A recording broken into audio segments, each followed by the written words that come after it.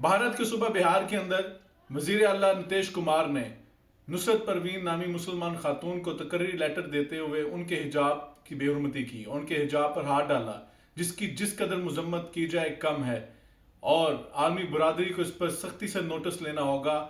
भारत के अंदर इस्लामोफोबिया के बढ़ते हुए रुझानात और वाकयात इस बात की गम्माजी करते हैं कि भारत के सेकुलर होना और उसके खोखले नारे ये बेबुनियाद हैं। उसके बरक्स अगर पाकिस्तान में देखा जाए तो पाकिस्तान के अंदर तमाम मज़ाहिब के लोग मौजूद हैं, क्रिश्चियन मौजूद हैं, सिख हैं, हिंदू हैं, पारसी हैं। उनको किस कदर पाकिस्तान तहफ़्फ़ुज़ दे रहा है। करतारपुर राहदारी उसकी आम मिसाल है। अभी सिख जो है पाकिस्तान के अंदर सिख यात्री हज़ारों की तादाद में है और किस तरह उनका यहाँ पे खैर मकदम किया गया, उनको वेलकम किया गया, उनकी हिफाजती इक़दामात उनके लिए किए गए।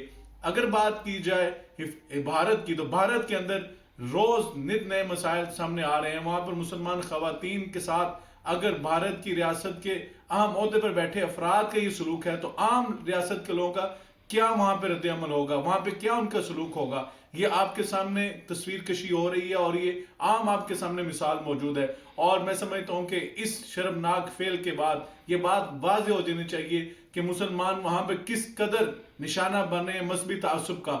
होली की बात हो तो वहां पर मसाजिद के ऊपर वहां पर चादरें डाल दी जाती है कि मसाजिद के ऊपर रंग ना फेंका जाए और मुसलमान खवातीन को जिस तरह यहाँ पर निशाना बनाया गया, खुसूसी तौर पर एक वज़ीर आला की तरफ से हरकत की गई, तो आप अंदाजा लगा सकते हैं कि आम लोगों का जो है वहां पे अंदाज क्या होगा। दूसरी बात मैं ये कहना चाहता हूं कि इस्लामोफोबिया के बढ़ते हुए रुझानात, इसमें अक़वाम मुत्तहिदा को अपना किरदार बहुत फाल तौर पर किरदार अदा करना होगा।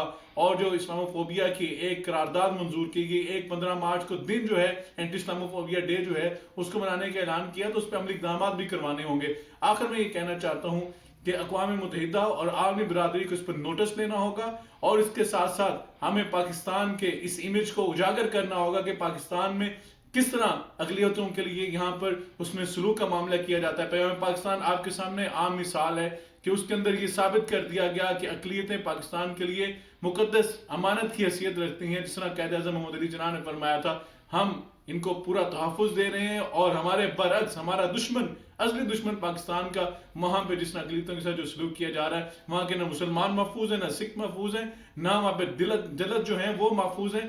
तो इस बात से बात वादे हो जाती है कि इंडिया वहां पर आम शहरियों के लिए एक महफूज रियासत जो है वो शुमार नहीं की जाती।